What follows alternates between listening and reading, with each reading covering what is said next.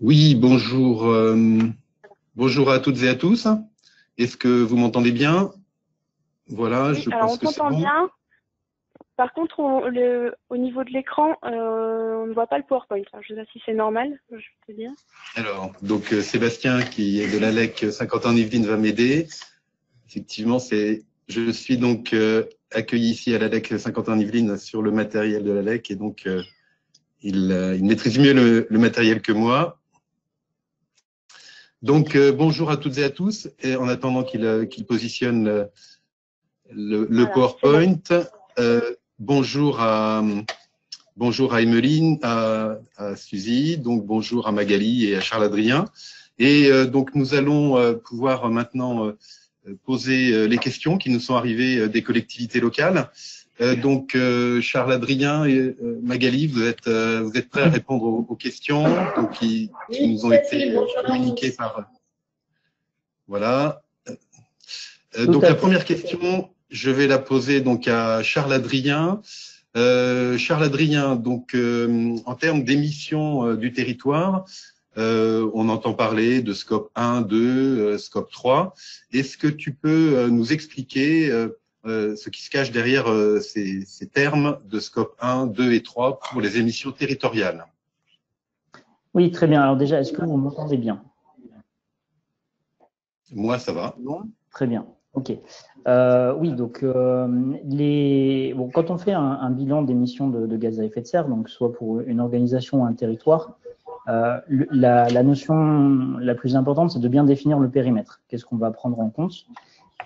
Et donc pour ça, pour un territoire, on va s'intéresser à un périmètre. Par exemple, si on prend la métropole de Grand Paris, à tout ce qui va se passer à l'intérieur de la métropole. Donc, ça va être un certain nombre de choses liées aux activités et aux habitants qui font partie de la métropole. Donc, ensuite, on se pose la question de jusqu'où on va dans le calcul de nos émissions, et c'est là où on introduit la notion de scope. On détermine donc le scope 1, ce sont l'ensemble des émissions directes, c'est-à-dire qui se produisent directement sur le territoire ou par les activités du territoire. Donc, ce sont des émissions qui sont liées à la combustion le plus souvent, c'est-à-dire la combustion qui peut y avoir dans des chaudières, qui peut y avoir dans le moteur de véhicules. Ce sont aussi des émissions qui peuvent être liées aux différents procédés qui peuvent avoir lieu dans les industries sur le territoire, par exemple, ou alors la fuite de fluide frigorigène directement sur le territoire. Donc ça, c'est le scope 1, ce sont les émissions directes du territoire. Ensuite, vous avez le scope 2, qui est un scope un peu particulier parce que ce sont les émissions qui sont directement liées à l'utilisation de l'énergie, donc l'énergie qui est indispensable pour le territoire, pour alimenter les résidents, pour alimenter les entreprises, mais qui ne sont pas forcément produites sur le territoire, qui ne sont même pas produites sur le territoire. Donc il va s'agir de l'électricité, il va s'agir parfois de réseaux de chaleur aussi ou de réseaux de froid. Donc ça, c'est le scope 2. Et enfin, il y a le scope 3. Donc le scope 3, c'est l'ensemble des autres émissions indirectes, c'est-à-dire les émissions qui vont contribuer à l'activité du territoire ou qui servent aux habitants du territoire, mais qui ne sont pas directement produites par les activités du territoire. Et donc, c'est là où on va retrouver un certain nombre d'émissions qui sont liées à l'amont ou à l'aval. À l'amont, c'est-à-dire à tout ce qui va entrer sur le territoire. Donc, ça peut être n'importe quelle matière première, extraction, transport, etc., qui est nécessaire pour fabriquer, par exemple, les smartphones utilisés par les habitants du territoire, ou alors les émissions aval, c'est-à-dire les émissions qui sont liées à l'utilisation et à la fin de vie de produits qui sont construits sur le territoire, mais qui sont destinés à être exportés. On y retrouve aussi les émissions périphériques, c'est-à-dire des émissions du style déplacement, domicile-travail, d'habitants qui n'habiteraient pas sur le territoire, mais qui viendraient se rendre au travail sur le territoire. Donc c'est là où il y a une petite subtilité, c'est que lorsqu'on parle d'un territoire, un habitant qui habite sur le territoire, mais qui travaille à l'extérieur, ce sont des émissions directes, puisqu'il utilise la voiture et fait partie du territoire. Un travailleur donc, qui n'habite pas sur le territoire, mais qui vient se rendre sur le territoire pour contribuer aux activités du territoire, ce sont des émissions indirectes, donc c'est dans le scope 3. D'accord, merci Charles-Adrien. Alors, quand on dit que les émissions directes sont les émissions du scope 1 et 2 et les émissions indirectes les émissions du scope 3, si j'ai bien compris, du coup, c'est un petit abus de langage. Oui, c'est ça. Si on voulait être très précis, les émissions directes, ce serait uniquement le scope 1, mais c'est vrai qu'on a souvent tendance à faire le raccourci en disant que les émissions directes, ça va être scope 1, scope 2, et les émissions indirectes, c'est le scope 3. D'accord, merci Charles-Adrien. Et alors, quand on parle d'émissions cadastrales, on entend parler de ce terme, de quoi parle-t-on? Alors, les émissions cadastrales, donc là, c'est quelque chose qui est vraiment lié à une approche territoriale. En fait, on va dessiner le périmètre du territoire. Hein, donc, si on prend toujours la métropole du Grand Paris, ben, ça va être tout ce qui est à l'intérieur de la métropole du Grand Paris. Et en fait, on considère que les émissions s'arrêtent, entre guillemets, en tout cas, notre comptabilité s'arrête au moment où on franchit cette barrière du territoire. Donc, tous les véhicules qui vont rouler sur le territoire font partie des émissions directes du territoire, des émissions cadastrales. C'est le cas des personnes qui viennent se rendre sur le territoire pour travailler, c'est le cas des habitants tant qu'ils roulent sur le territoire, mais dès qu'ils en sortent, on ne compte plus ça dans les émissions cadastrales. Et puis c'est aussi le cas du transit qui va simplement traverser le territoire. Tout ce qui est production hors du territoire, du coup, n'est pas considéré. Et tout ce qui va être produit sur le territoire a vocation à être exporté, c'est-à-dire pas utilisé par des habitants du territoire, sera compris dans les émissions cadastrales. D'accord, ok, merci Charles-Adrien. Alors maintenant une question pour toi Magali. On entend parler aussi d'empreinte carbone d'un habitant du territoire. Est-ce que tu peux nous préciser ce qui se cache derrière cette notion? Oui, effectivement, c'est une notion qui vient aussi en complément des notions précédentes évoquées. Quand on parle d'empreinte carbone globale d'un habitant, on est vraiment sur le poids carbone du territoire qui est ramené à l'habitant de ce territoire. En fait, en gros, c'est une moyenne de poids carbone par habitant pour un territoire donné qui reprend en compte l'ensemble des émissions et à la fois les émissions qui sont produites sur le territoire en termes de consommation d'énergie, de déplacement, etc., mais aussi toutes celles qui sont produites en dehors du territoire. Donc on est sur un périmètre très large, donc effectivement comprenant les émissions indirectes et notamment tout ce qui est nécessaire à l'habitant pour s'alimenter, pour consommer des biens achetés à l'extérieur du territoire, mais aussi pour se déplacer à l'extérieur de ce territoire ou pour le tourisme, par exemple. Ok, donc effectivement c'est ce qu'on a montré, à l'écran, ce qu'on montre actuellement à l'écran, donc en deux parties. Donc la partie consommation alimentaire, de biens de production, déplacement, et puis tous les services qui sont liés donc à la vie d'un habitant du territoire, dont certaines émissions peuvent être en dehors du territoire. D'accord, merci. Ça reprend l'ensemble des émissions. Ok. Merci Magali. Alors, du coup, comment est-ce que Charles-Adrien, tu peux nous expliquer comment ça s'articule avec le bilan GES, patrimoine et compétences, qui est obligatoire pour certaines collectivités, qui doivent aussi faire un PCAET? Oui, tout à fait. Alors, c'est vrai qu'on a beaucoup de notions dans les émissions, beaucoup de notions sur les périmètres, etc. Là, on parle quand même de deux choses qui sont très différentes. Jusqu'à présent, quand on parlait des émissions d'un territoire, alors qu'elles soient via l'approche empreinte carbone, via l'approche cadastrale ou via l'approche de comptabilité plus classique, là, ici, on s'intéresse à une organisation en particulier qui est la collectivité. Alors, ça peut être une municipalité, ça peut être une intercommunalité. Aujourd'hui, toutes les collectivités qui font plus de 50 000 habitants sont soumises, comme la plupart des grandes entreprises également, à la réalisation d'un bilan de leurs émissions de gaz à effet de serre qu'on appelle patrimoine et compétences. Patrimoine et compétences, tout simplement parce qu'on s'intéresse au patrimoine de la collectivité, c'est-à-dire tous les bâtiments, tous les locaux qu'elle va opérer, dans lesquels elle va réaliser son activité, mais également à l'ensemble de ses compétences, c'est-à-dire l'ensemble des services notamment qu'elle a en gestion.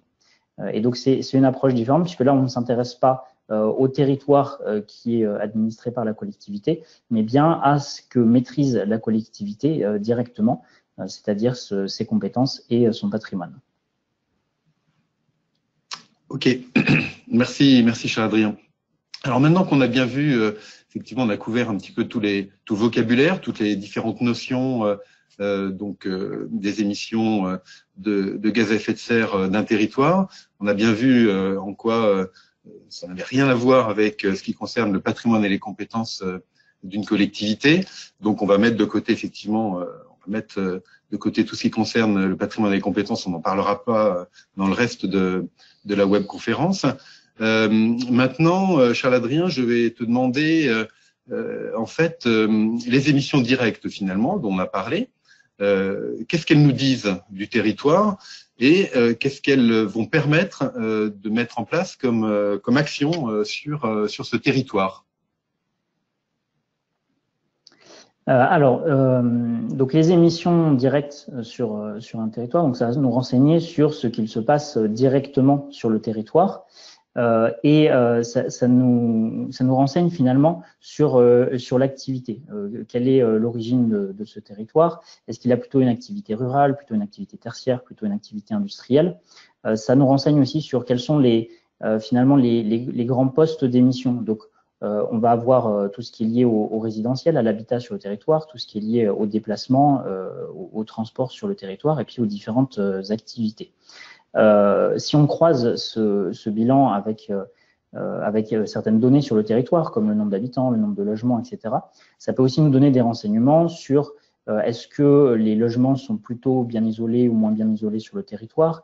Est-ce que c'est un territoire sur lequel les déplacements sont très prégnants par rapport aux activités générales? Est-ce que il y a des possibilités de faire avec moins de déplacements ou est-ce qu'on a déjà un taux de déplacement qui est très faible? Et puis donc sur les différentes activités économiques, où est-ce qu'on va pouvoir mettre le focus si on veut concrètement réduire les émissions de gaz à effet de serre? Est-ce que c'est, alors comme on l'a à l'image ici, un territoire qui est très peu agricole avec une petite activité industrielle et une activité tertiaire un peu plus importante, un centre d'enfouissement qui génère des émissions au niveau des déchets. Mais là, sur le graphe que vous avez, vous voyez qu'on va plus logiquement s'intéresser aux émissions du résidentiel et des transports routiers, c'est-à-dire ce qui va concerner plus les habitants que les activités économiques. Et on peut peut-être, Jean-Luc, si tu passes voilà, le deuxième territoire, où là vous avez un profil d'émissions directes qui est très différent, avec un secteur agricole, donc là c'est un territoire qui va être plus rural, qui prédomine dans les émissions de gaz à effet de serre. Donc là on voit que toutes les mesures qui pourront être faites sur le résidentiel, sur l'isolation des logements, etc., sont importantes, mais réduiront très peu les émissions de gaz à effet de serre totales du territoire. Là c'est plus sur l'activité agricole qu'il va falloir avoir un focus particulier sur le plan d'action. Et puis sur le transport, on voit que les émissions du transport sont bien supérieures aux émissions du résidentiel. C'est souvent la signature d'un territoire qui est fortement traversé par une autoroute, par exemple. D'accord. Donc en fait, ces émissions directes, finalement, c'est un peu la signature des activités qui sont présentes sur le territoire. Voilà, tout à fait. Ok. Très bien. Alors, même question pour Magali en ce qui concerne les émissions indirectes. Qu'est-ce que ça nous dit? Qu'est-ce qu'elles nous disent d'un territoire, des habitants qui vivent sur ce territoire? Et puis, quelles actions permettent-elles d'enclencher?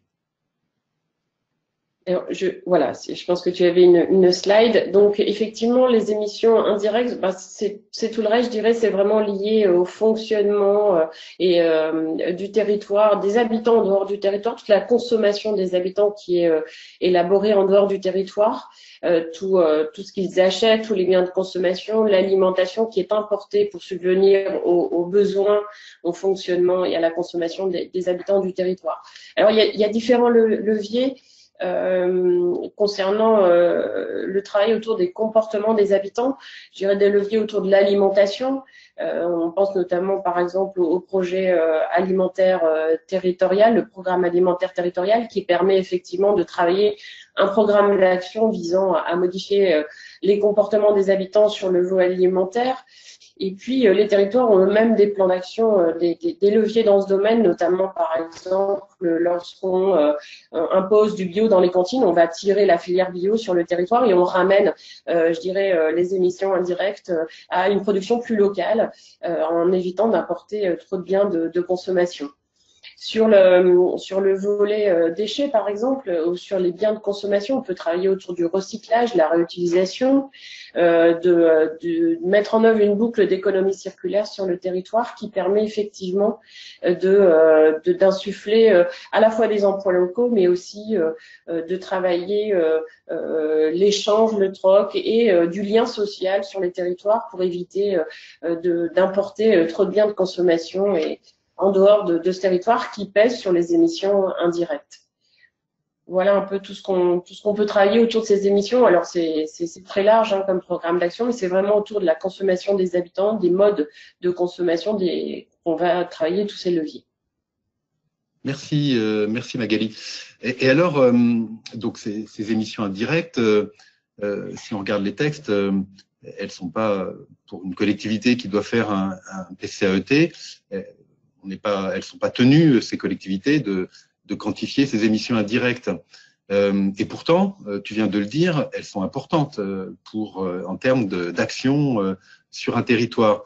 Donc, quel serait ton conseil pour finalement quantifier ces émissions, mais sans, si je puis dire, monter une usine à gaz et le faire à moindre coût? Quels seraient tes conseils à ce sujet?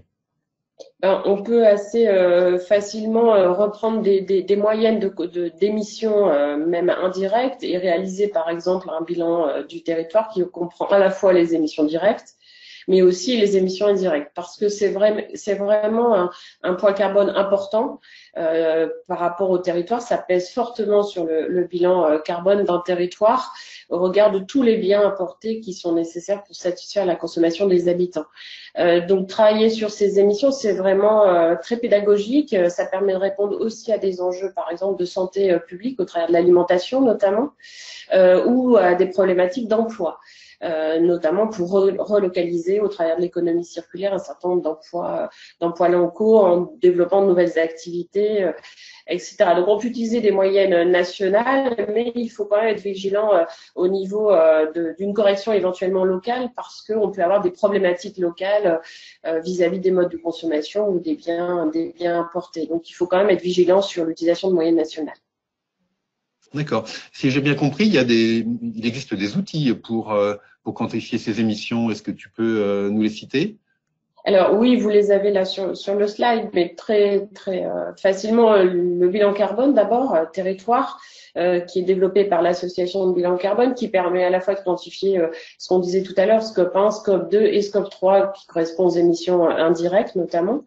Sur la région de France, voilà, le périmètre sur lequel je travaille principalement, on a un outil qui s'appelle l'outil Espace, qui a été élaboré effectivement par le CERD et la région, qui permet effectivement de quantifier l'ensemble de ces émissions, à la fois directes et indirectes, sur un territoire donné. Et puis on a l'outil GESI, qui est un peu son équivalent, utilisé exclusivement en Île-de-France, par exemple.